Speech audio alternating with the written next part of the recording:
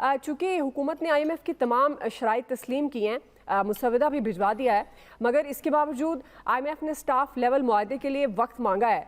आपके ख्याल में मुआहदे की बहाली में अब क्या रुकावट है और IMF हुकूमत पर एतबार करने के लिए तैयार क्यों नहीं है?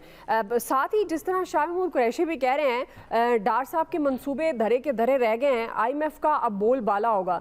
तो एक बुनियादी सवाल आमिर साहब जिसका आप साथ ही जवाब दे दीजिएगा कि जब ये IMF के साथ बातचीत नहीं हो रही थी, कोई ब्रेक थ्रू नहीं हो रहा था, तब भी तनकीद कर रहे थे हम और कह रहे थे कि अगर IMF का मुआहदा नहीं होता, मौशी माहिरीन भी कह रहे थे कि हम डिफ़ॉल्ट की तरफ चले जाएंगे। अगर हुकूमत कोशिश कर रही है और इस मुआहदे की तरफ बात जा रही है, तो फिर आपको लगता है कि फिर भी वही मसाइल हैं मौशी तौर पर जो अगर मुआहदा नहीं होना था तो उस सूरत में हम फेस कर रहे थे? देखें, दो चीज़ें हैं। एक है कि IMF का एग्रीमेंट अगर हो जाता है तो हमें फ़ायदा नुकसान की बात तो शाह महमूद भी कर रहे हैं और सारे लोग कर रहे हैं कि जी महंगाई आ रही है क्योंकि शरह सूद 1% और बढ़ाई है, तो असल महंगाई तो उसकी वजह से आनी है। और जो टैक्स लग गए हैं सब कुछ सैलरीड क्लास पे, इन्होंने बज़ाहिर उसको कहा कि बड़ी अपर क्लास है 2 लाख रुपए से ऊपर।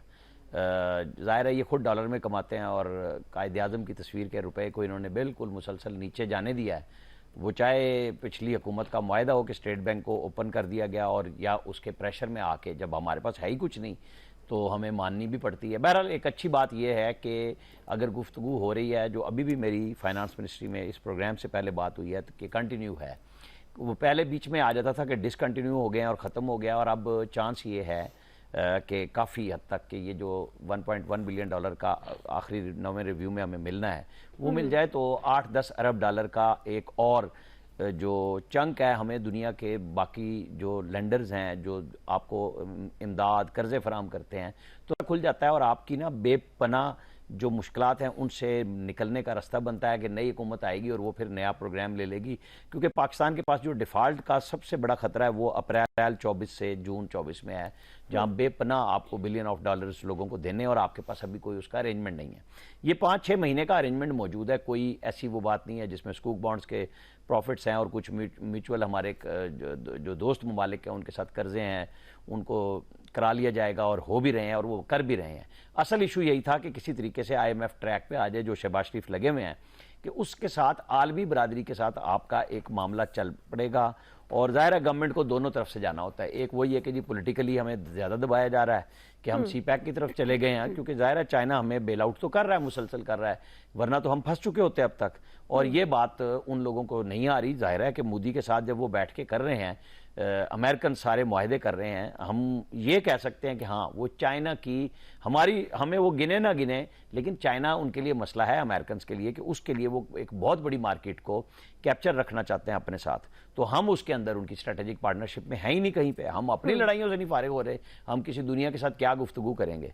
लिहाजा बहरहाल एक अच्छी बात हो जाएगी कि अगर ये मुआहदा हो जाता है, हमारे डिफ़ॉल्ट के रिस्क खत्म होते हैं तो हमारी करेंसी के ऊपर जो प्रेशर है वो ख़त्म होगा। और जो जैसे इम्पोर्ट बिल बढ़ना है, ज़ाहिर है अब इजाज़त देनी पड़ी है कि दुनिया के साथ आपको चलना है, तो सबसे पहले जो LCs नहीं खुल रही, कंटेनर हज़ारों पड़े हुए हैं और जो मज़ीद आनी है चीज़ें वो आएंगी, तो उससे भी हमारी एक्सपोर्ट में इजाफा होगा। सिर्फ यही नहीं है कि इम्पोर्ट है, रॉ मटेरियल हमारा सब चीज़ों का रुका पड़ा है कई महीनों से, और वो सारी चीज़ें सब एक दूसरे से, दुनिया तो ज़ाहिर अब एक ग्लोबल विलेज इसलिए है कि हर चीज़ एक दूसरे के साथ मुंसलिक है। आप तनहा होकर किसी एक मुल्क या किसी एक रीजन में जाके दुनिया से नहीं कट हो सकते, आपको लेके चलना होगा। और हमारे लिए बेस्ट मॉडल है इस वक्त इंडिया, जो रशिया के साथ भी चल रहा है और जो अमेरिका के साथ बेहतरीन मुआहदे कर रहा है।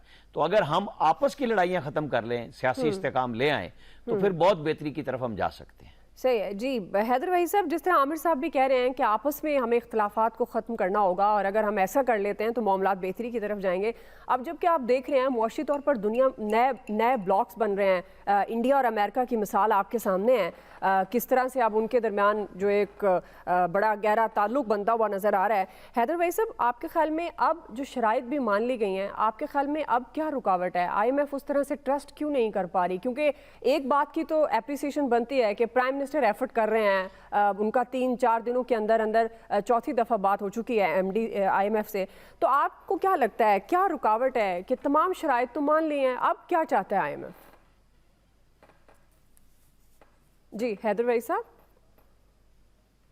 जी, एक तो देखिए हमारी कुछ हिस्ट्री कुछ इस किस्म की है कि कोई बहुत ज़्यादा आईएमएफ और लैंडर्स हम पे उस तरह एतबार नहीं करते, क्योंकि हमारी मईशत और हमारी कॉन्स्टिट्यूशनल इंटरप्रिटेशन जो है वो सियासत से बहुत ज़्यादा मुतासिर रहती है। एक तो ज़ाहिर है कि एक इस तरह की हिस्ट्री है कि जिस तरह से सियासी मामलात बदलते हैं, तो उस तरह से हम एनराफ करते हैं अपनी कमिटमेंट्स के साथ भी, और ये सारी हुकूमतों ने किया है।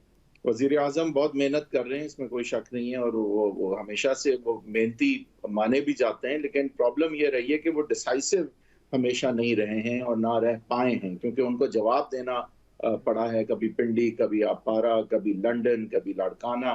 तो हम्म। हमने देखा है कि शहबाज शरीफ साहब के साथ प्रॉब्लम ये रही है कि कोalition गवर्नमेंट है, और फिर उनके असल बॉसेस जो हैं वो नज़र नहीं आता कि वो वज़ीर-ए-आज़म के खुद हैं।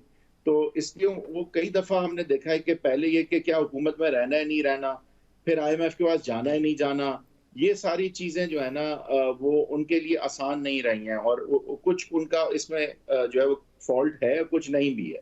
क्योंकि हम्म। उनके सामने जो सिचुएशन थी वो किसी के लिए भी आसान ना होती।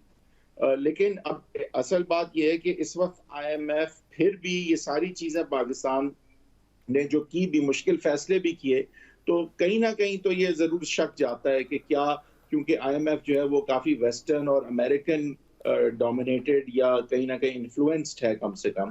तो हम्म। हम देखते हैं कि जब भी चाइना की तरफ हमारा रुझान होता है, तो फिर आईएमएफ से उस तरह का ताउन नहीं मिलता। क्या ये कुछ कड़ी कहीं किसी तरह मिलती भी है? क्या कुछ वाक़ई सियासी और जियोपॉलिटिकल जो है इन्फ्लुएंसेस भी हैं हम्म। इस फैसले अ, शक तो ज़रूर पड़ता है, ज़ाहिर है कि ये हम कह नहीं सकते किसी भी तरह से कि ना हमें दिलों के हाल पता हैं।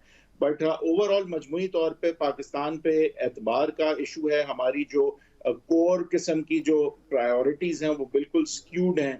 हमारा टैक्स टू जीडीपी रेशियो 7% है, हम्म। होना 20% चाहिए। हम जो है एग्रीकल्चर को पे इनकम टैक्स नहीं लगाते, क्योंकि 75% एग्रीकल्चरलिस्ट जो हैं वो पार्लियामान में बैठे हैं, और जो हमारा रीढ़ की हड्डी है हमारी जी मईशत जी। की, वो एग्रीकल्चर है, उसको हम एक बिजनेस की तरह नहीं चला पाते। वही लोग हम्म। चला रहे हैं ठेके पे, देख के उन लोगों को जिनकी एक्सपर्टीज नहीं है। इरिगेशन हम्म। सिस्टम्स हमारे पुराने हैं, आईटी में हम अपनी जो है वो स्किल नहीं कर पाते अपने लेबर को। हमारी सही। पॉपुलेशन में 5 मिलियन हम हर साल ऐड करते हैं, वो हम्म। हमारे लिए मुसीबत बनती जा रही है, ना कि एक हमारे लिए एक एडवांटेज बनती है अगर ये स्किल्ड लेबर होता। आप जैसे ठीक। जानते हैं कि स्किल्ड लेबर भी हम्म। हमें इतना रिमिट देता है, तो सोचें स्किल्ड लेबर अगर हो, यहाँ बैठ के डॉलर कमा सकता है आईटी में। एक ठीक। ट्रेड कॉरिडोर पाकिस्तान ने बनना था, हम्म। लेकिन यहाँ पे स्टेबिलिटी कभी नहीं आती, तो अब वो ईरान से मुआहदा कर लिया अब तो चाइना ने। तो बहुत सारी फंडामेंटल चीजें जो यहाँ पे हमें बदलने के लिए मुश्किल फैसले, मजीद मुश्किल और ठीक। मजीद बड़े फैसले करने हम्म। की जरूरत है। सही है, बिल्कुल।